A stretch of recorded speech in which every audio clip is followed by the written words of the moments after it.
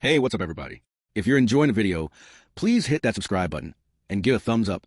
And don't forget to ring that notification bell so you don't miss out on any future videos. It really helps support the channel and allows me to keep creating content for you guys. My name is Ji-hye. I remember the day I married him. The air was thick with the scent of lilies and expectation.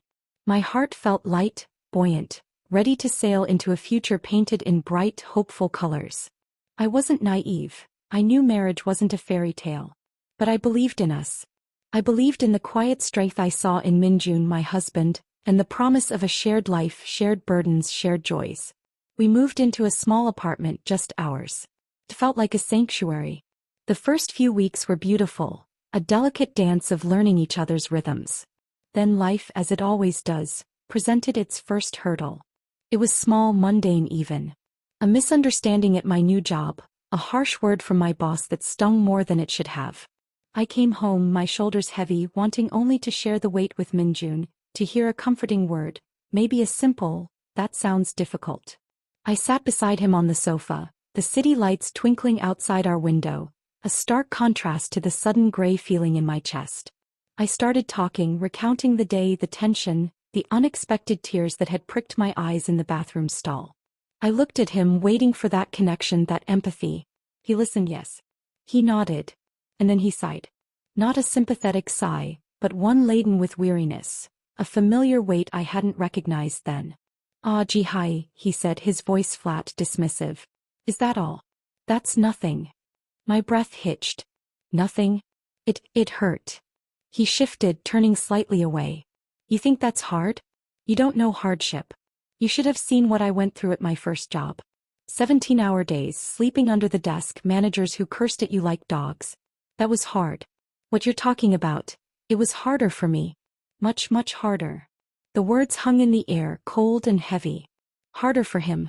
My small pain, my genuine hurt, was instantly minimized, flattened, erased by the vast, insurmountable landscape of his own suffering. I felt a prickle of confusion, then a strange guilt. Was I being dramatic? Was my experience truly so insignificant compared to his? He had endured so much, he always hinted at it, this silent weight he carried from his past struggles. I pushed down my own feelings, nodding slowly. Maybe he was right. Maybe I just didn't understand real hardship. The hopeful colors of my new life seemed to dim just a little. It was unsettling, yes, but I dismissed it. A simple misunderstanding. He was just trying to put things in perspective. He loved me. He wouldn't intentionally hurt me. Right? That first instance wasn't an anomaly. It was the opening note of a symphony of dismissal that would come to define our life together. It started subtly. A stressful project at work? That's nothing. I pulled all-nighters for weeks once. It was harder for me. Feeling overwhelmed by managing the household, the bills, and trying to maintain my own sanity? You think that's hard? My mother had to raise 3 kids while working 2 jobs. That was hard. It was harder for me. Even joyous occasions like planning our first trip could be overshadowed. I'd mention the stress of coordinating flights and hotels, and he'd counter with a dramatic tale of a backpacking trip he took in his youth, fraught with danger and discomfort. "You have it easy with internet bookings," he'd scoff. Trying to navigate foreign cities with just a map and no money, it was harder for me. It became a reflex for him. Any expression of difficulty, stress, or even mild inconvenience on my part was immediately met with a detailed account of his own, always more severe, more heroic, more real struggle. His past wasn't just history, it was a weapon, wielded to invalidate my present. Slowly, insidiously, this pattern began to erode my sense of self. I started questioning my own feelings. Was I weak? Was I incapable? Was my perception of reality flawed? When I hesitated to take on a challenging task at work, he'd say, "Why are you so scared?" I faced down impossible deadlines every day. It was harder for me, but I did it. "You should be able to handle this easily." His words, cloaked in the guise of encouragement, felt like a whip, lashing me for my perceived inadequacy, always measured against the impossible yardstick of his own amplified suffering. His mother, my husband's mother, a woman who held quiet, formidable power in the family, noticed the dynamic. But she didn't intervene. Instead, she would sometimes echo his sentiments, comparing my relatively comfortable life now to the hardships of her generation. Min-jun is right, Ji-hye. Young people today don't know real struggle. Back in my day. Her words weren't malicious, perhaps, but they reinforced the narrative. His struggles were significant, mine were not. His father remained mostly silent, a tacit agreement in his quiet presence. I tried to talk to Min-jun about it directly. It feels like you don't hear me, I'd say, my voice trembling with suppressed emotion. When I tell you I'm struggling and you immediately say, it was harder for me, it feels like you're dismissing my pain. He would look genuinely puzzled, sometimes even hurt. Dismissing you? Ji-hye, I'm trying to help you. I'm showing you that people overcome much worse.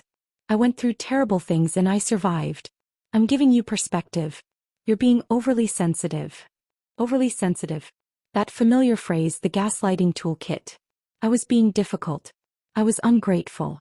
I was making his attempts to help into an attack. The suffocation tightened. I stopped sharing. I built walls around my own experiences, my own emotions. It was easier to suffer in silence than to have my pain belittled and used as a platform for his self-aggrandizement. But the isolation grew. I started feeling like a stranger in my own home, a supporting character in the epic drama of Min-jun's past suffering. My achievements felt small, my failures magnified, all through the lens of his constant comparison. His control wasn't overt shouting. It was subtle, psychological. By making my struggles seem insignificant, he subtly convinced me that I was less capable, less resilient, less deserving of support. My autonomy dwindled.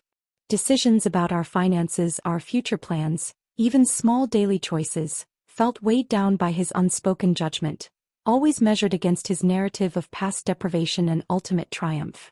He was the hero of his story and I wasn't even a proper damsel in distress because my distress wasn't valid enough. The air in our apartment, once a sanctuary, now felt thin, suffocating.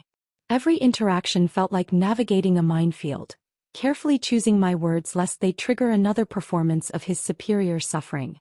The true breaking point came crashing down during a crisis I couldn't possibly have faced alone. It wasn't a job issue or a domestic squabble. It was our daughter. Our precious little Hannah fell gravely ill. A sudden, terrifying diagnosis that ripped the ground from beneath our feet. The hospital room was a sterile, silent battlefield. Days blurred into nights, filled with the hum of machines, the hushed voices of doctors, and the cold knot of fear in my stomach. I was a shell of myself, running on adrenaline and sheer maternal will. I barely slept, barely ate. Every test result, every slight change in her condition, sent tremors through my body. I needed my husband. I needed his strength, his comfort, his partnership. I needed him to be with me, truly present in this shared nightmare. One particularly harrowing night, after receiving some difficult news, I finally crumpled. I sobbed, raw and heartbroken, leaning against the cold hospital wall. Min-jun found me there. Min-jun, I choked out, my voice thick with tears and exhaustion. I don't know if I can do this. This is too much. Our baby. I looked at him, pleading with my eyes for empathy, for a simple acknowledgement of the sheer, unbearable weight crushing me. For the first time in years, I let the full force of my pain show. He looked at me, his expression weary but not with shared grief. It was the familiar weariness of someone who had seen it all, endured worse. He didn't put his arm around me. He didn't offer a word of comfort about Hannah. Instead he sighed. That same dismissive sigh. Yes, Ji-hye. It's hard, he said, his voice devoid of warmth. But you think this is hard? Do you remember when my father's business failed? The debt? The shame? I had to work 3 jobs just to help keep us afloat, barely slept, ate instant noodles for months. That was hard. You have insurance, doctors, a comfortable place to stay here. It was harder for me. Much harder. Harder for him. In that moment, standing in a hospital hallway while our child fought for her life, he compared the potential death of his daughter to financial difficulty from years ago. Something inside me snapped.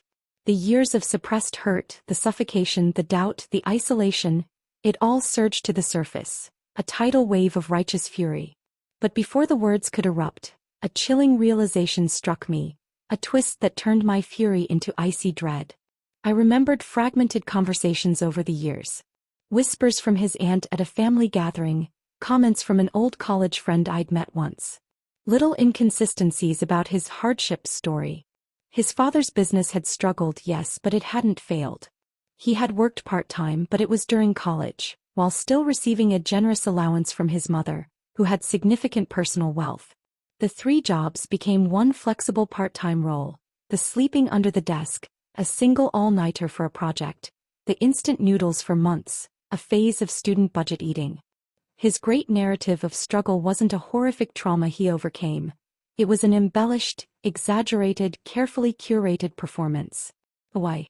And suddenly I saw it all clearly. He didn't just believe his struggles were harder. He used the narrative of his fabricated hardship to control me, to make me feel small, to justify his lack of support for my genuine difficulties, to avoid responsibility in our shared life because he had already suffered enough. He had built a throne of victimhood out of half-truths and outright lies, and I had been kneeling before it, sacrificing my own reality for years. The air thickened not just with hospital smells, but with the stench of betrayal. I looked at his face, the mask of weary endurance he wore so well, and saw not a suffering man but a manipulator. A cold, calculated strategist who had systematically dismantled my self-worth using a fictional past. Harder for you. My voice was low, trembling not with sorrow anymore but with a terrifying calm. You think this is easier than your made-up stories of ramen noodles and part-time jobs? You absolute monster. He blinked, genuinely taken aback by the ice in my tone. What are you talking about? Made up. Your hardship. I spat the word like poison. It was a lie, wasn't it? A performance. You weren't struggling to survive. You were playing the martyr. And you used it. You used your fake suffering to crush mine. To make me feel worthless. To excuse yourself from being a husband, a partner, a father. The confrontation was explosive. Years of silent resentment, of swallowed pain erupted. I didn't scream. I articulated every instance, every cruel dismissal, every time he had invalidated my reality with his fabricated past. He tried to deny it, to gaslight, to twist my words, but the dam had broken. The truth, raw and ugly, filled the sterile hallway. My breaking point wasn't just emotional. It was the shattering of an illusion, the horrifying realization that the man I married had built our entire dynamic on a foundation of deceit, using his fake hardship as a weapon to control me. In the aftermath of that confrontation, something fundamental shifted. The fear was still there, the bone-deep worry for Hannah, but it was now accompanied by a fierce, cold resolve. I was no longer the Ji-hye who doubted her own feelings, who apologized for her own pain. The illusion had been shattered, and in its place was a hard, unyielding core of determination. I knew I couldn't stay. Not after knowing the truth, not after witnessing his utter lack of empathy in our darkest hour, masked by his pathetic, self-serving narrative. My focus narrowed: get Hannah through this and then get us out. While Hannah slowly, miraculously began to recover, I started making quiet plans. I contacted a lawyer. I gathered documents. I stopped walking on eggshells around Min-jun. I was polite, distant. When he tried to revert to his old patterns, attempting to diminish the hospital ordeal by comparing it to some perceived past slight, I just looked at him with empty eyes. We can discuss this later, Min-jun, I'd say, my voice flat, emotionless. His weapon had lost its power because I knew it was a fake. With Hannah finally home and recovering, I put the plan into motion. I filed for divorce. I expected anger, denial, perhaps even remorse.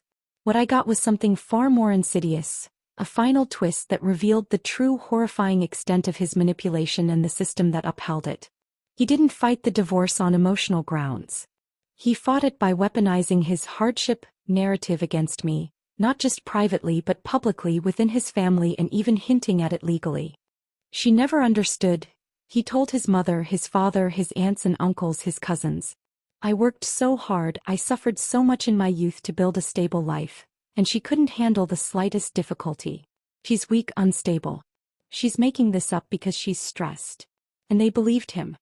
His family, who had passively accepted his narrative for so long, now actively rallied around him.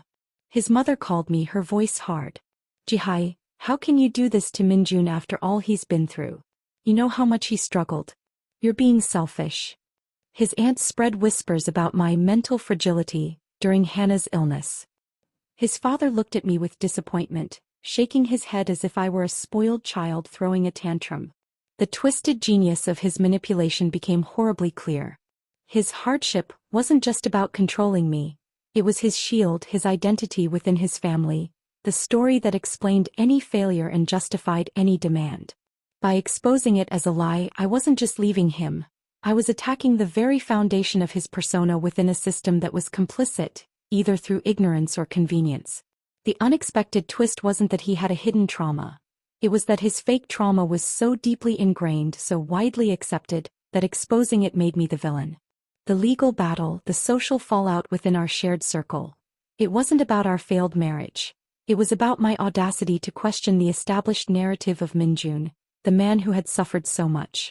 I had escaped the suffocation of our marriage, but I hadn't escaped the consequences of his lie. He continued to use his story, painting himself as the victim of an irrational wife who abandoned him after all his supposed sacrifices. The final chilling realization was this. His hardship wasn't just a personal manipulation. It was a virus, infecting perceptions, twisting reality, leaving a trail of doubt and blame that would likely follow me long after the divorce was final. I had broken free, but the shadow of his fabricated suffering and the people who chose to believe in it would forever linger, a haunting reminder that sometimes, the most dangerous betrayals are built not on grand secrets, but on the simple repeated lie that it was harder for me. And the most suffocating traps are the ones where everyone else believes the bars are simply part of the scenery. The fight wasn't over.